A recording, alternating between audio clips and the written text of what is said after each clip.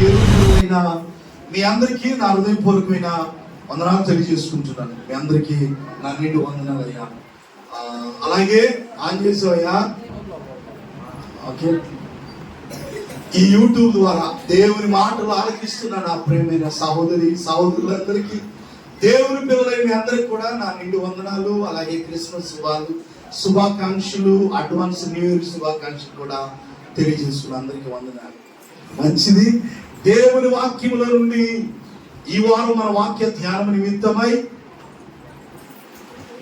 మత్తయి సువార్త, ఈ వారం మన వాక్య ధ్యానం కొరకు మత్తయి సువార్త 28వ అధ్యాయం 11వ వాక్యములో నుండి, మత్తయి సువార్త 28వ అధ్యాయం 28వ అధ్యాయంలో రాయబడిన వాక్య భాగాన్ని మనం చదువుకుందాం. ఒక్క మాట. మత్తయి సువార్త 28వ అధ్యాయం 20వ వచనం చదవాలి. నేను మీకు ఏ సంగతులను ఆజ్ఞాపించితినో వాటన్నిటిని గైకొనవలెనని వారికి బోధించుడి.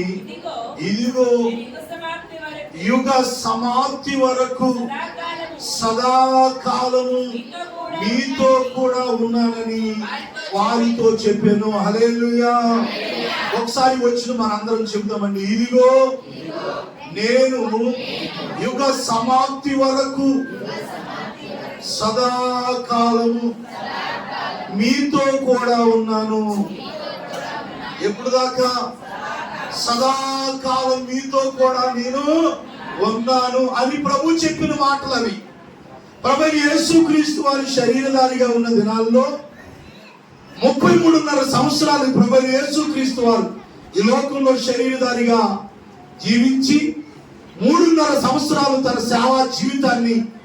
సేవను జరిగించి సువార్తను ప్రకటించి అనేక మంది రోగుల్ని, వ్యాధిగ్రస్తులైనటువంటి వారిని స్వస్థపరిచి అనేకమైనటువంటి అద్భుతాలు, ఆశ్చర్య కార్యాలు, సూచక్రియలు, మహత్కార్యాలు దేవుడు జరిగించి పరలోకము నుండి భూమి మీదకి ఎందు నిమిత్తమైతే ఆ తండ్రి కుమారుడైనటువంటి యేసు ప్రభువారిని కిందకి పంపించారో ఆ పనంతా కూడా కలువరి సిలువలో ముగించి సమాప్తమైంది అని ప్రభు సిలువలో పలికినటువంటి ఒక మాటలో ప్రభు వచ్చిన పనిని సమాప్తం చేసి తాను చెప్పినట్టుగానే యావత్ ప్రపంచ మానవాళి నిమిత్తమై తన ప్రాణాన్ని బలిగా అర్పించి తాను చెప్పినట్టుగా మరణాన్ని జయించి 3వ రోజు మృత్యుంజయుడిగా తిరిగి లేచి అనేక మందికి కనబడి తన్ను తాను ప్రత్యక్షపరుచుకొని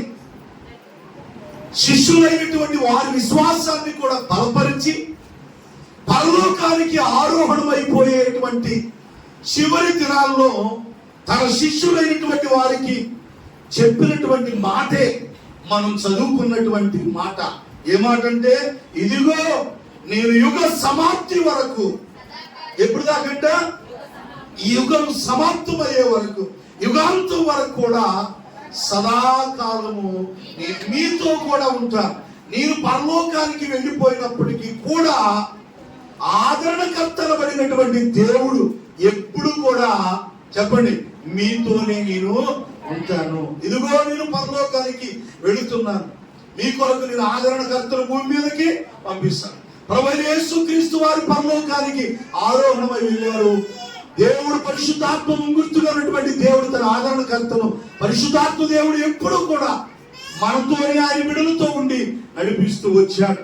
ఈ వారం దేవుని వాక్యములో నుండి సదాకాలం దేవుడు మనతో ఉంటాడంట. చెప్పండి, సదాకాలం అంటే ఎప్పుడు, నిత్యము, ఎప్పుడు మనతోనే ఉండే దేవుడు. సదాకాలం మనం చేయాల్సిన పనులు, సదాకాలం దేవుడు మనతో ఉండాలి అంటే మనం ఏం చేయాలి? సదాకాలం అనండి. ఈరోజు మన ప్రసంగ అంశం ఏంటి? సదాకాలం చేయవలసినవి. దేవుని పిల్లలైన మన దేవుడు సదాకాలం మనతో ఉంటానన్నాడు. ఆనాడు శిష్యులతో అన్నాడు ఆ మాటని. ఈ రోజు దేవుడు మనతో మాట్లాడుతున్నాడు. సదాకాలం నేను అనండి, మీతో ఉంటాను. మన అనుకున్న వారు మనతో కొద్ది రోజులు, కొన్ని నెలలో, లేదంటే కొన్ని సంవత్సరాలు మనతో ఉంటారు. కానీ నీవు నేను ఆరాధించేటువంటి ఆ ప్రభువు యేసుక్రీస్తు వారు, ఆ మనం ఆరాధించే దేవుడు ఎవరునంటే సదాకాలం మనతో ఉండే దేవుడు ఆయన. హల్లెలూయా.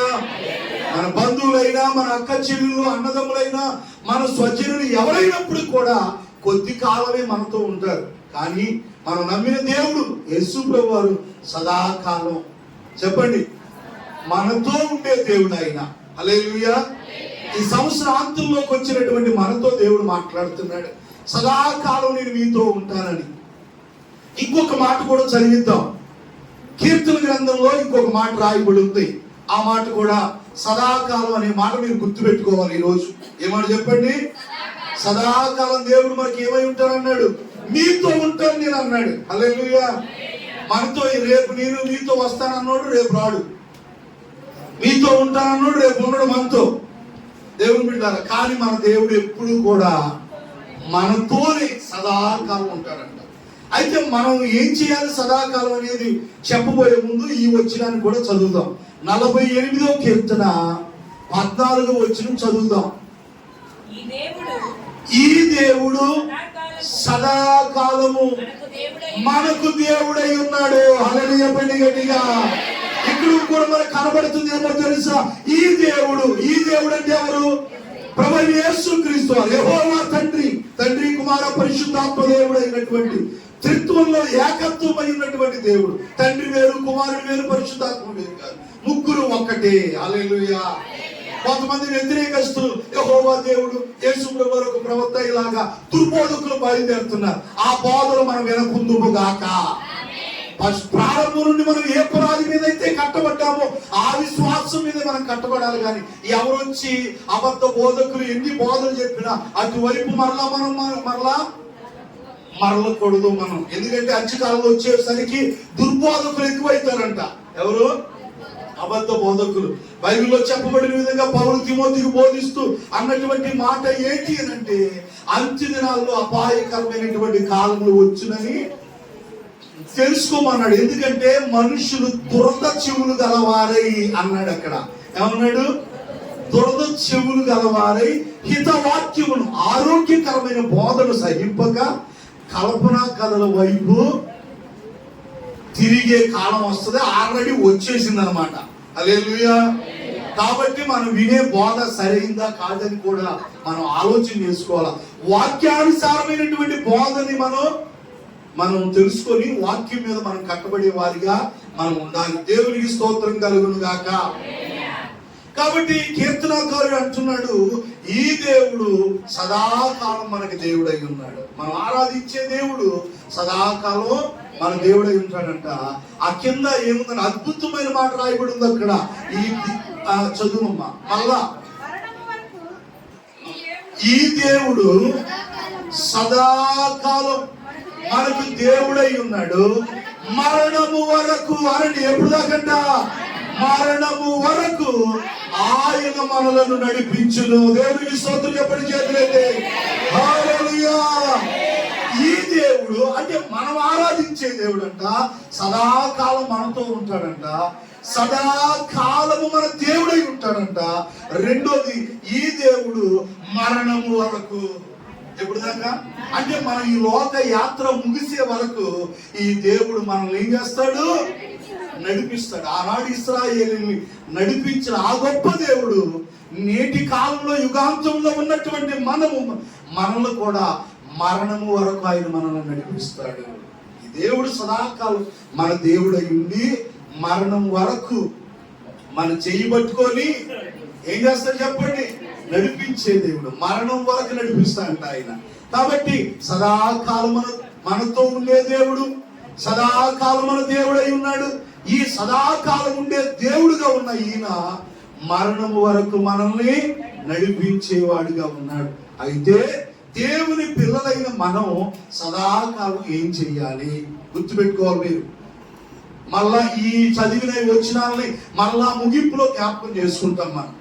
మన దేవుడు యుగ సమాప్తి వరకు సదాకాలం మనతో ఉంటానన్నాడు. రెండో మాట, ఈ దేవుడు సదాకాలం మన దేవుడై ఉన్నాడు, మరణం వరకు మనల్ని నడిపించింది. ఇంతవరకు మీరు విన్నారు.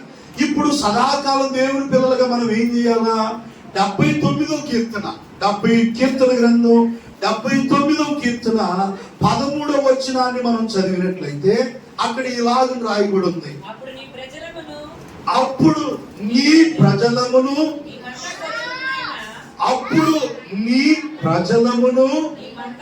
నీ మంద గొర్రెలమునైనా మేము, హల్లెలూయా, అప్పుడు నీ ప్రజలమును నీ మంద గొర్రెలమైన మేము, మనం అందరం ఎవరమై ఉన్నాం? దేవుని ప్రజలమై ఉన్నాం. దేవుడు మేపే గొర్రెలమై మనమై ఉన్నాం. దేవునికి స్తోత్రం కలిగిన కాదు.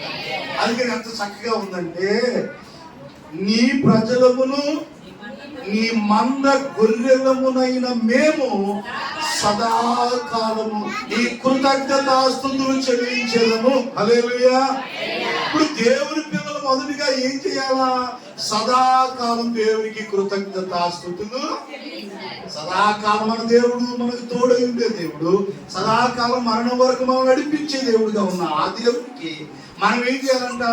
సదాకాలం ఆయన ప్రజలమును ఆయన మంద అయినటువంటి గొర్రెలమైన మనం సదాకాలం దేవునికి కృతజ్ఞతాస్తుతులు చెల్లించాలంట. మనం ఈ సంవత్సరం జనవరి నెల మొదలుకొని ఈ డిసెంబర్ ఈ రోజు వరకు కూడా దేవుడు ఆయన పిల్లలైన మనల్ని అందరినీ తన రెక్కల చాటున భద్రపరిచి, ఆరోగ్యాన్ని ఇచ్చి, ఆయుష్నిచ్చి, ఇరుకులందున, ఇబ్బందులందున, శోధనలందున, కష్టాలందున, కన్నీళ్లలో, అన్ని విషయాల్లో దేవుడు మనకు సహాయం చేస్తూ ఈ సంవత్సరం ముగింపులోనికి ప్రభు మనల్ని నడిపించారు. మరి ఇంతవరకు ఈ సంవత్సరం ప్రారంభం నుండి ఈ ముగింపు కాలం వరకు నడిపించిన దేవునికి సదాకాలం మనం ఏం చేయాలంటే కృతజ్ఞతాస్తుతులు చెల్లించాలి. హల్లెలూయా. ఆ వైపు చూడాలి. ఏం చేయాలి? దేవునికి ఎందుకు చెల్లించాలా? సంవత్సరం అంతా దేవుడు మనల్ని కాచి, కాపాడి, ఆయుష్నిచ్చి, ఆరోగ్యాన్నిచ్చి, సంవత్సరం మన ఆత్మీయ తండ్రిని మనం కోల్పోయాం. ఇలా చెప్పినట్టుగా సభ్యులను కోల్పోయాం. ఇంకా బయట అనేక మంది, చాలా మంది వారి యొక్క సొంత వారిని కోల్పోయి ఉన్నారు. మరి దేవుడు తనకి మన అందరికీ కూడా ఆయుష్నిచ్చాడు, ఆరోగ్యం ఇచ్చాడు. మరి ఈ రోజు మనం భూమి మీద సజీవులుగా బ్రతుకున్నాం. మరి ఆ దేవునికి మనం ఏమి ఇవ్వగలం? దేవునికి కృతజ్ఞతాస్తుతులు సదాకాలం దేవునికి ఏం చెల్లించాలంట? అది ఒక్క రోజుతో అయ్యేది కాదు. సదాకాలం దేవునికి మనం ఏం చెల్లించాలా? ఒక సంవత్సరం అంతా కాపాడేందుకే కాదు, రాత్రి మనం నిద్రపోయి తెల్లారి లెగిసిన తర్వాత ప్రభువా మరొక్క దినం ఆయుష్ కాలాన్ని పొడిగించినందుకు నీకు కృతజ్ఞతాస్తుతులు చెల్లిస్తున్నా. అందుకే భక్తుడైన దావీదు అన్నాడు, ఒక దినమునకు నేను 7 మార్లు నిన్ను ఏతనాడు, స్తుతిస్తున్నాడు. దేవునికి కృతజ్ఞతాస్తుతులు చెల్లిస్తా ఉన్నాడు. దేవుని పిల్లలైనటువంటి మన జీవితాల్లో దేవుడు ఎన్నో అద్భుత కార్యాలు, ఎన్నో ఆశ్చర్య కార్యాలు దేవుడు జరిగించాడు. అందును బట్టి మనం దేవునికి ఏం చెల్లించాలి చెప్పండి? కృతజ్ఞతాస్తుతులు మనం చెల్లించే వారిగా మనం ఉండాలా. 105వ కీర్తన ఒకసారి తెలిసి చదవండి. ఒకసారి అక్కడ ఏం రాయబడిందో చూద్దాం.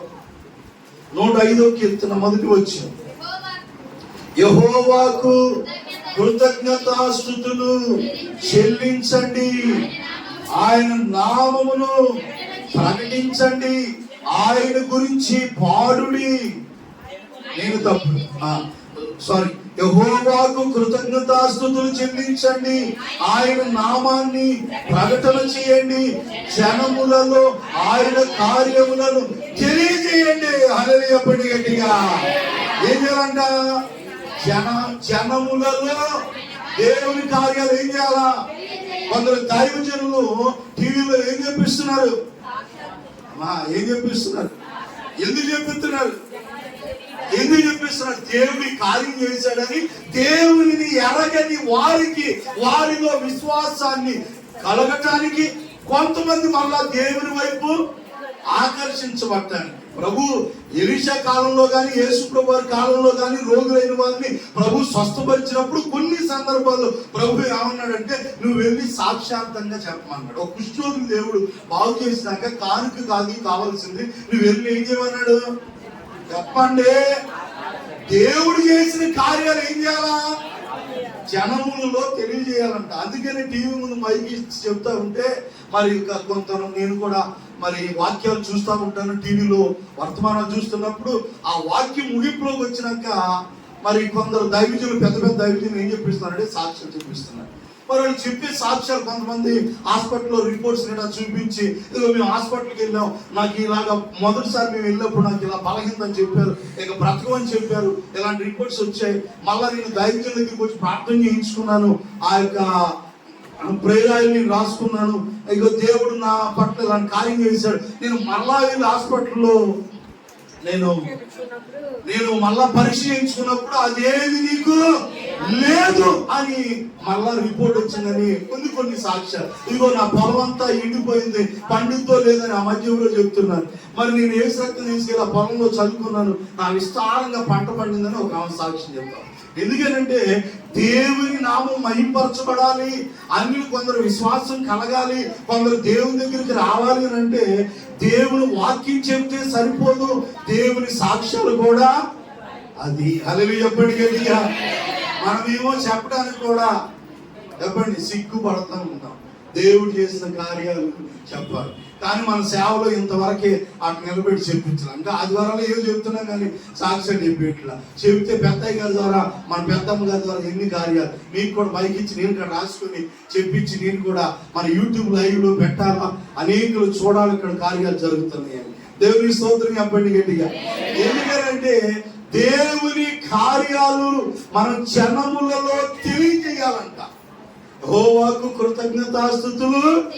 కొంతమంది కృతజ్ఞత లేదు, చెప్పండి ఏం లేదు, శుద్ధులు చెప్పుకోవడం లేదు, శుద్ధులు చెల్లించలేదు. సంవత్సరం అంతా దేవుడు కాపాడాడు, ఒక రోజు ప్రార్థన పెట్టుకోయా ఇంటి దగ్గర ప్రార్థన లేదు, ఏం లేదు. నేను మొహం ఎందుకని అయ్యుంటే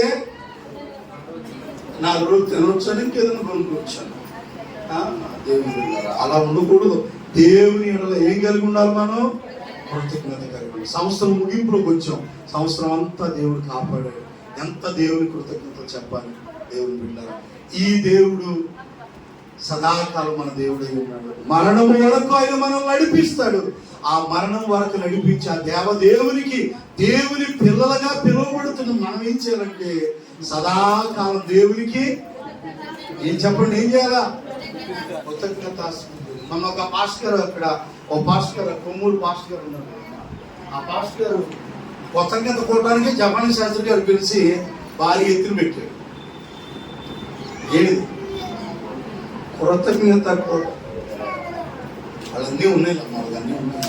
అన్ని కొనుక్కొని జపానీ శాస్త్రి గారిని పిలిచి ఘనంగా కృతజ్ఞత కోవడం, అది మీటింగ్ కాదు, దేవుడు చేసిన కార్యాలన్నింటినీ తలంచుకొని పెద్ద కృతజ్ఞత కోవడం.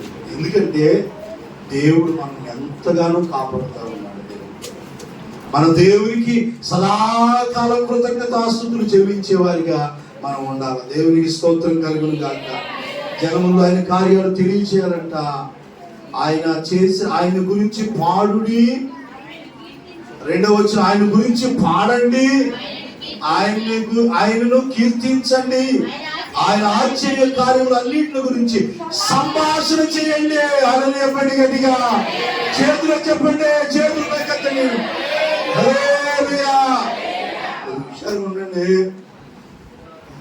డిసెంబర్ వెళ్ళలేదు, ఇంకా వెళ్ళొచ్చారా? ఎందుకు కానీ టైం ఉందిగా, అనుకుంది కానీ ఎత్తారులే ఏడవమాకండి. దేవునికి కృతజ్ఞతాస్తుతులు చెల్లించి ఆయన కార్యముల గురించి సంభాషణ చేయాలంట, ఆయన గురించి పాడాలంట. మనం ఏం చేయాలా? దేవుని సన్నిధిలోకి వచ్చి పాటలు పాడేవారిగా మనం ఉండాలి. దేవుడు చేసిన కార్యాలు తలంచుకొని పాటలు పాడి ఆయన నామాన్ని కీర్తించాలంట. దేవుని పిల్లలారా, ఆయన కార్యాల గురించి ఒకరికొకరు సంభాషణ చేసుకోవాలంట. మా దేవుడు మా పట్ల ఈ కార్యం చేశాడని ఒకరినొకరు ఏం చేయాలా? సంభాషణ చేయాలా. ఒకరొకరు సంభాషణ చేసుకొని మాట్లాడుకోవాలి. దేవుడు చేసిన కార్యాలు మనం ఇతరులతో చెప్పాలి. అప్పుడు వారు అన్యులుగా ఉన్న వారికి కూడా వారిలో ఏం కలిగిందంటే విశ్వాసం కలిగింది. అలా చెప్పడం వల్ల మనం ఏవేవో వ్యర్థమైన మాటలు చెప్పకూడదు. దేవుడు చేసిన కార్యాలు చెప్పాలా. కొంతమంది ఈ చెప్పడానికి ఇష్టపడరు. ఎవరి గురించో వేటి గురించి అనవసరమైన విషయాలన్నీ చెప్పుకుంటుంటారు. అని ఇక్కడ ఏముందనంటే ఆయన ఆశ్చర్య కార్యముల గురించి సంభాషించాడు. మనకేమో ఇరుగు పొరుగుల గురించి ఇంక వేరే సంభాషణ మన ఇద్దరి మధ్యలో ఉండట్లేదు. ఇద్దరు కూర్చున్నారంటే దేవుడు చేసిన కార్యాల గురించి చెప్పుకుందామని ఉండదు కొంతమందికి. వాళ్ళ ఇతరులు వాళ్ళు ఎలాగంట ఇలాగని వాళ్ళ గురించి సంభాషణ చేస్తూ ఉంటాం. దానివల్ల ఎవరికి ఉపయోగం ఉండదు. ఇంకా కుటుంబాలు ఇబ్బందికరమైన పరిస్థితులు తప్ప. దేవునికి మహిమ కలుగును గాక. కాబట్టి మొదటిగా దేవుని పిల్లలుగా మనం ఏం చేయాలి చెప్పండి? సదాకాలం అనే మాట మర్చిపోతున్నారు మీరు. సదాకాలం ఏం చేయాలి? మనం కృతజ్ఞతాస్తుతులు చెల్లించాలి. హల్లెలూయా. రెండవదిగా దేవుని పిల్లలైనటువంటి మనం సదాకాలం దేవుడు మనతో ఉండాలి. సదాకాలం మరణం వరకు మనల్ని నడిపించాలి అంటే మొదటిగా నీ కృతజ్ఞతా స్తుతులు చెల్లించాలని మనం చెప్పుకున్నాం. రెండో మాటగా మనం చెప్పుకుంటున్నప్పుడు కీర్తనల గ్రంథం 16వ అధ్యాయంలో మనం చూసినప్పుడు అక్కడ సదాకాలం ఏం చేయాలో అక్కడ రాయబడి ఉంది. ఈ మాట కూడా చదవండి. కీర్తన గ్రంథం 16వ కీర్తన 8వ వచనం. సదాకాలం యెహోవా యందు. హల్లెలూయా. సదాకాలం అంట ఏం చేయాలంట? యెహోవా యందు నా గురి. అంటే నీ గురి ఎవరి మీద ఉండాలి అనండి? సదాకాలం మన గురి అంట దేవుని మీద ఉండాలంట. నిత్యము మన గురి. కొంతమంది గురి ఎవరెవరి మీద ఉంటది, దేవుని మీద ఉంటది. దేవుని బిడ్డలారా, కొంతమంది ఒక్కొక్క వారి జీవితంలో ఒక గురిని కలిగి ఉండాలి, ఒక గోల్ కలిగి ఉండాలా, ఒక దర్శనం, ఒక ఇదిని కలిగి ఆత్మీయ జీవితంలో ఒక గురి కలిగిన జీవితాలు మనం కలిగిన వారిగా ఉండాలి. సదాకాలం నేను యెహోవా యందు దేవుని మీద నా గురి నిలుపుతున్నాను అంటున్నాడు. మరి నీ గురి ఎవరి మీద ఉంది? దేవుని బిడ్డారా, దైవజనుడైన పౌలు భక్తుడు అంటాడు చూడండి, దేవుని వాక్యంలో నుండి ఆ కొరింథీయులకు రాసిన పత్రికలో గురి యొద్దకే నేను పరిగెత్తుచున్నాను అంటాడు. ఎక్కడికంట? గురి యొద్దకే నేను పరిగెత్తుచున్నాను అంటే ఆయన గురి ఎవరు? దేవుడై ఉన్నాడు. దేవుని పిల్లలారా, భక్తుడైనటువంటి దావీదు చెప్పినటువంటి విధంగా మన గురి కూడా సదాకాలం మనం ఎవరి మీద నిలపాలి? దేవుడి మీద మనం ఒక గురి కలిగి ఉండాలి. దేవుడి మీద కొంతమందికి గురి ఉండదు. కొంతమందికి వ్యర్థమైన వాటి మీద వేటి మీద ఏదో గురి కలిగి ఉంటున్నారు తప్ప దేవుని మీద గురి కలిగిన వారు ఎవరు కూడా లేరు. కనబడిందా కొరింథీయులకు రాసిన పత్రికలో? కాబట్టి నేను గురి చూడని వారి వలె పరిగెత్తు వాడను కాను. గాలిని కొట్టినట్టు కొట్లాడలేదు కానీ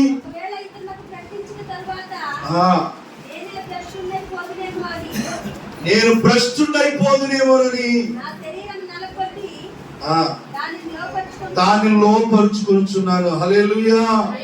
దేవుని బిడ్డలారా, నేను గురి చూడని వాని వలె నేను పరిగెత్తు వాడను కాదంటున్నాడు. అంటే పౌలు గారికి ఒక గురి అనేది ఉంది. మన జీవితంలో చదువుకునే పిల్లలు ఉన్నారు, వారి యొక్క గురిని కలిగి ఉంటారు. నేను యొక్క ఉద్యోగం సంపాదించాలా, నేను ఇది సంపాదించాలని. ఒక్కొక్కరు ఒక ఆటలు ఆడే వ్యక్తికి ఒక గురి ఉంటుంది. కొందరికి జీవితంలో నువ్వు ఏమవుదాం అనుకుంటున్నావంటే వాళ్ళ జీవితంలో వాళ్ళు ఏం సాధించాలనుకుంటున్నారు అనేది వాళ్ళ కళ, ఆ గురిని వాళ్ళు చెబుతూ ఉంటారన్నమాట. మనకి లోకంలో ఉన్న మనుషులు రకరకాల వాటి మీద ఒక ఆ గురిని కలిగి ఉంటూ ఉండగా దేవుని పిల్లలైనటువంటి మనం ఒక గురి కలిగి ఉండాలి. దేవునికి స్తోత్రం కలుగును గాక. పోయిన వారంలో అనుకుంటాను, అంటే ఒక వారం కిందట నా ఫోన్లో ఫోటో కూడా సేవ్ చేశాను నేను. ఒక యవనస్తుడైన కుమారుడు మన హైదరాబాదు మద్రాసులోను చదరంగం ఆటలు ఏంటిది చెస్ అన్న వాస్తవం నాకు కూడా తెలియదు. చదరంగం ఆట అంటారు, చాలా కష్టమైన ఆట అంటారు. ఇది ఆ చెస్ ఆటం అనేది అందులో మన తెలుగు మన ప్రాంతంలో మన ఇండియా నుంచి ఒక యవనస్తుడు చదరంగం ఆటలో గెలిస్తే అసలు మామూలుగా సన్మానాలు ఆయనకి చేయని పథకాలు అన్నీ కూడా. ఎందుకంటే అతి చిన్న వయసులో మంచి దాన్ని సాధించాడంట ఆ యవనస్తుడు. ఆ చదరంగం ఆడాలంటే ఎవరో తలబడిన వాళ్ళకి తప్ప ఎవరు పడితే అది అర్థం కాదు. అది చేసాక పెద్ద పెద్ద వాళ్ళు ముదురులందరూ ఏం చేస్తుంటారంటే అవి కొట్టుకొని ఆడుతూ ఉంటారు. ఏముంది నాకు పెద్దగా తెలియదు దాని గురించి. కానీ ఆ యవనస్తుడు ఎంత గురి కలిగి ఉంటే దాంట్లో ఆ యొక్క మన ఇండియాలోనే ఆయన అభినందిస్తున్నారు. ఇప్పుడు వారం 10 రోజుల నుంచి ఆ యవనస్తుని, అతని పేరు కూడా మీరు అలాంటి పెద్దలు చూడరు. కానీ ఎందుకంటే అతడు జీవితంలో ఏం కలిగి ఉన్నాడు? ఒక గురి కలిగి ఉన్నాడు. ఒక ఆట ఆడే వ్యక్తి ఒక గురి కలిగి ఉంటాడు. నేను ఇందులో ఒక ప్రైజ్ని నేను సంపాదించాలి, ఈ బహుమతి నేను కొట్టాను. ఒక ప్రతి ఆటగాడికి ఒక గురి అనేది ఉంటుంది. అర్థమవుతుందా మీకు? ఇంత ఎడమర్చి ఎందుకు చెప్తున్నానంటే, నేను మన ఆత్మీయ జీవితంలో కూడా మనం కూడా ఒక గురి అనేది కలిగి ఉండాలి. హల్లెలూయా పడి గట్టిగా. సంవత్సరానికి 1 లక్ష రూపాయలు సంపాదించి వడ్డీ పెట్టాలని కాదు. ఈ సంవత్సరం నేను దేవునిలో ఎదగాలి, ఈ సంవత్సరం నేను దేవుని ఆత్మ పొందుకోవాలి, ప్రార్థనలో ఎదగాలి, దేవునిలో ఎదగాలి, దేవుని మీద నాకు గురి కలిగి ఉన్నాను. లోకస్తులందరూ లోకం మీద గురి కలిగి ఉంటున్నారు. కొంతమంది ఏమో వచ్చే సంవత్సరం నేను ఏదన్నా మంచి కొనుక్కోవాలి, ఈ కొనుక్కోవాలా, ఈ ఆరాటం ఉండదు అనమాట. కొనుక్కుంటే కొనుక్కోవచ్చు, నేను దాన్ని ఏమంటున్నా. మరి దేవుని మీద మనం ఎంతో గురి కలిగి ఉంటున్నాం. అర్థమవుతుంది. మొదటిది సదాకాలం దేవునికి మనం కృతజ్ఞతాస్తుతులు చెల్లించాలి. రెండోదిగా సదాకాలం మన గురి యెహోవా యందు నా గురి నిలుపుచున్నాను అన్నాడు. దేవుని బిడ్డలారా, మన గురి దేవుడై ఉండాలి. మన గురి దేవుడై ఉండాలి. దేవుని బిడ్డలారా, మీరు ఎప్పుడన్నా వెళ్తే ఆటోలో వెళ్తే ఆటోలో మీరు వెళ్తా ఉంటే మహానగరం నుంచి చాలా ముందుకు వెళ్తా ఉంటే వెళ్ళిన తర్వాత స్తోత్రం కలుగును గాక. కాబట్టి ఆత్మీయ బిడ్డలైనటువంటి మనం ఇప్పుడు నువ్వు బాణాలు వేయాల్సిన పని లేదు, నువ్వు పరిగెత్తేదో బహుమతి కొట్టాల్సిన పని లేదు. కానీ ఆత్మీయంగా మనం దేవుల్లో ఒక గురి కలిగి ఉండాలా. హల్లెలూయా పడి గట్టిగా. ఓ పథకం వేసుకొని ఓ పథకం సంపాదించాల్సిన పని లేదు. ఆత్మీయంగా దేవుల్లో ఒక గురి కలిగి ఉంటే మనకి రేపు దేవుని దగ్గర జీవ కిరీటాన్ని దేవుడు మనకి ఇస్తాడు. హల్లెలూయా పడి గట్టిగా. ఈ లోకంలో బహుమతులు మనకి ఏమొద్దు, దేవుడిచ్చే జీవ కిరీటాన్ని. ఇప్పుడు మిస్ ఇండియా అది దాన్ని ఏమంటారు, అది వాకింగ్ క్యాట్ వాక్ చేస్తారు. మిస్ ఇండియా అందాల పోటీల్లో పాల్గొందుతూ ఉంటారు. ఆయా దేశాల్లో ఉన్నటువంటి స్త్రీలందరూ వచ్చి, సెలబ్రిటీలు అందగత్తులు అందరూ వచ్చి వస్త్రధారణ వేసుకొని, విచిత్రమైనటువంటి వస్త్రధారణ వేసుకొని క్యాట్ వాక్ చేసి నడుస్తా ఇట్ట అలాగా ఇలా అనుకుంటా అలాగా హెయిర్, తల మీద హెయిర్ కానీ వేసుకున్న డ్రెస్సులు కానీ ఇలా తిప్పు నడిస్తే ఎంతో మంది ఎన్నో దేశాల్లో నుండి ఆ అందాల పోటీల్లో పాల్గొందితే చివరాఖరికి ఒక మాత్రమే ఎందుకు చేయబడితే ఇక్కడ పెడతారు ఒక కిరీటం. ఆమె ఆ కిరీటాన్ని చూసి అటు ఇటు మళ్ళీ నడిచింది కాసేపు. అంటే ఆమె మిస్ ఇండియా అందాల పోటీల్లో మిస్ ఇండియాగా ఒక సంపాదించుకుంది అనమాట. ఆమె వాకింగ్ స్టైల్ నడిచి, ఆయన అందం నడిచి, అందాన్ని మెచ్చి ఆ ప్రభుత్వం ఏం చేసిందంటే ఆమెకే కిరీటాన్ని ఇచ్చారు. ఇలాగ అందగత్తులుగా పిలువబడినటువంటి వారు అప్పటి నుంచి ఇప్పుడు దాకా ప్రతి ఏటా కొన్ని దేశాల్లో ఇలాంటివి జరుగుతూనే ఉన్నాయి. నీకు ఎంతకంటే వివరణ అవసరం లేదని నేను అనుకుంటున్నా. సహోదరుడా, నీ జీవితంలో నువ్వు ఎవరి మీద గురి కలిగి ఉన్నావు? ధనం మీద, లేదంటే ఇంకేదైనా లోక సంబంధమైన వస్తువుల మీద, దేవుని మీద? ఆనాటి భక్తుడైనటువంటి రాజైన దావీదు అంటున్నాడు, సదాకాలం నా గురి యెహోవా మీద నిలుపుచున్నాను. పౌలు గారి గురి ఆత్మను సంపాదించాలి, ఆత్మ కొరకు పోరాడాలని జీవారాత్రులు దేవుని మీద ఒక గురి కలిగి ఉన్నాడు. మంచి పోరాటం నేను పోరాడాను, నా పరుగుని కడముట్టించాను, నా కొరకు దేవుడు నీతి కిరీటాన్ని దాచిపెట్టాడు. దేవుని కొరకు మనం పరిగెత్తాలి. కొన్ని ఆత్మలైనా దేవుని దగ్గరికి నడిపించాలా. అర్థమవుతుందా తల్లి? దేవుని మీద గురి కలిగి ఉండండి. 2024 సంవత్సరం అయిపోతుంది. 2025 సంవత్సరంలో 24 అయి 25 సంవత్సరంలో మనం ప్రవేశించబోతున్నాం. రాబోయే సంవత్సరంలోనైనా దేవుని మీద ఒక గురి కలిగి, నా మట్టుకు నేను ఒక ఆత్మని నా ఇంటి పక్కన ఒక అన్నిరాన్ని దేవుని సన్నిధికి నేను నడిపిస్తాననేటువంటి ఒక గురిని మనం కలిగి ఉండాలి. మనమే కుదురుగా రాకపోతే ఇంకా అన్ని లెక్కవుతారు.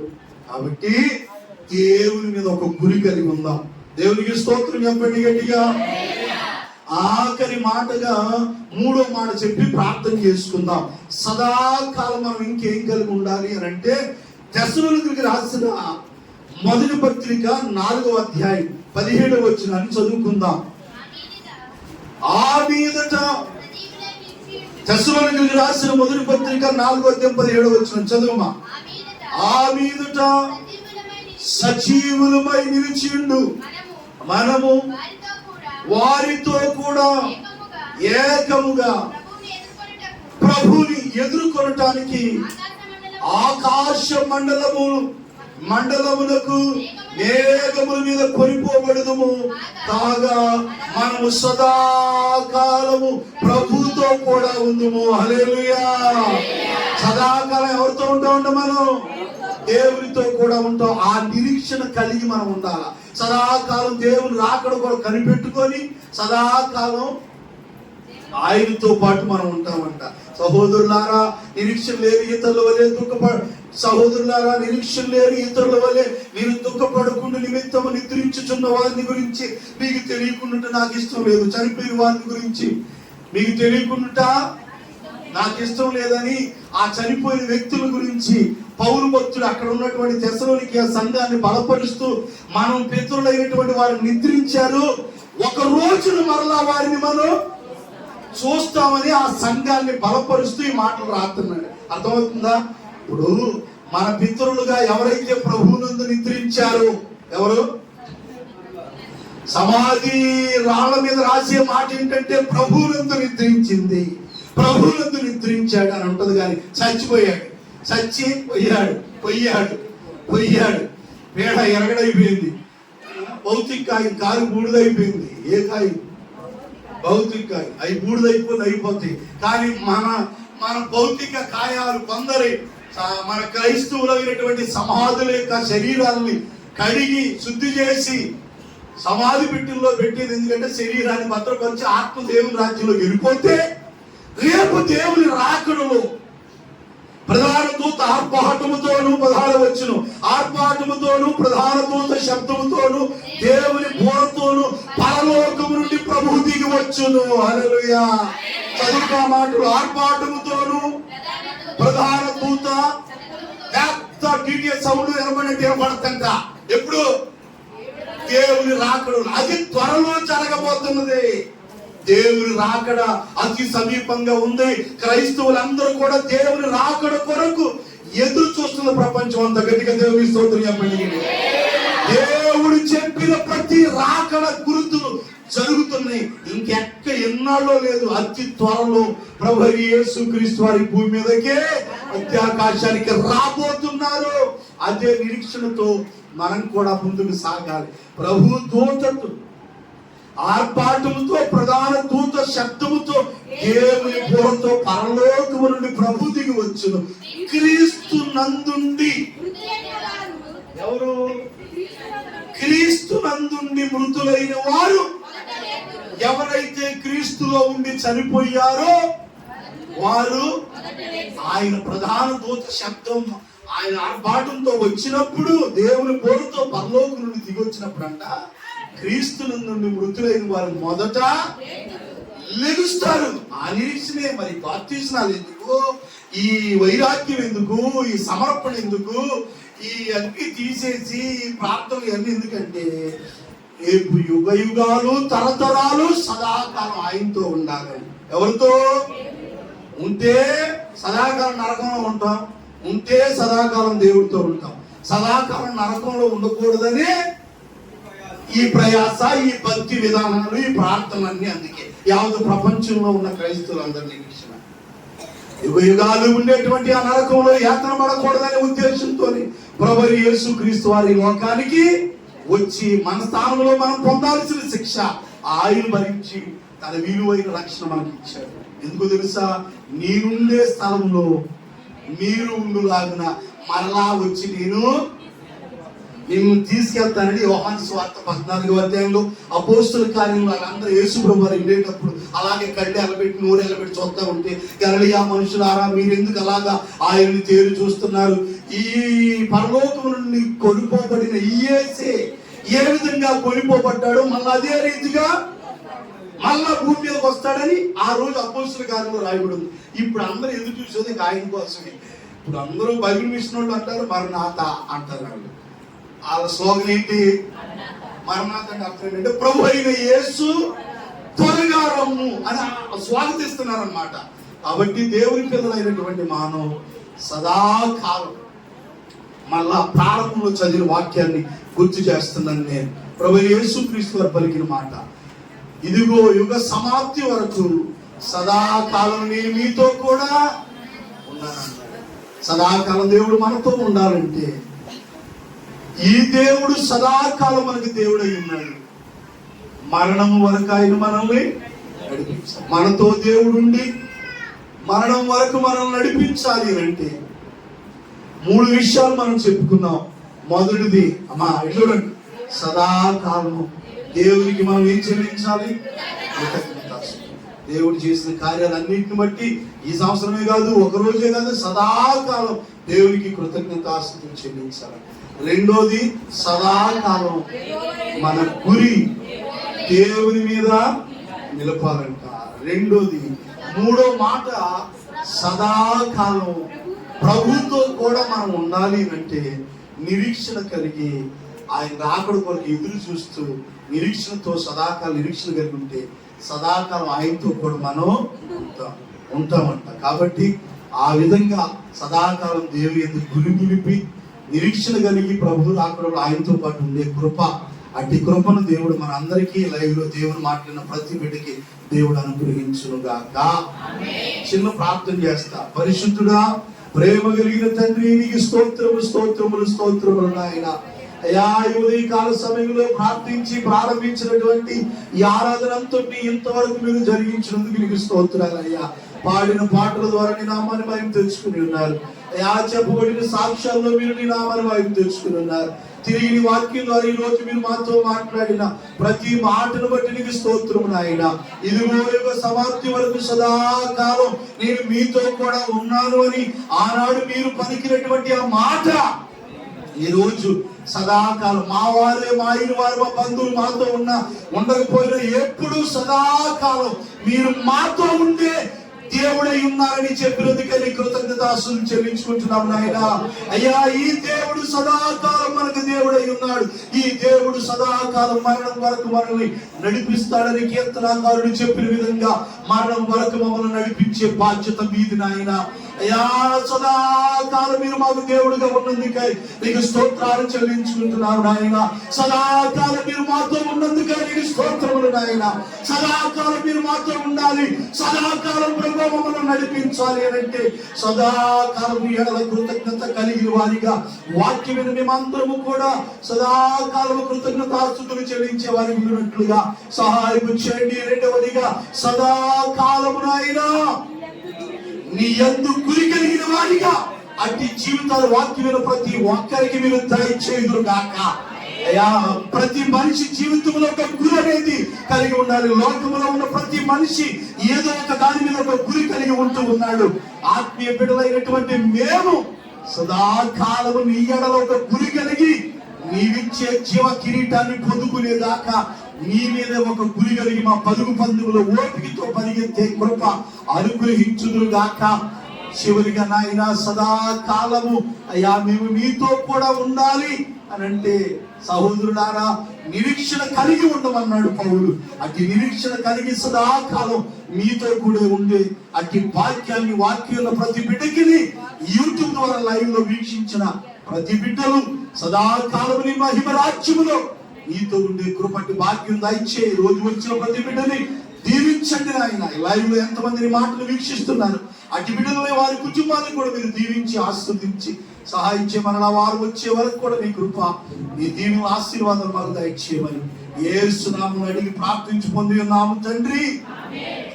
ఆమేన్. దేవుడు మిమ్మల్ని అందరినీ దీవించును గాక. ఆమేన్.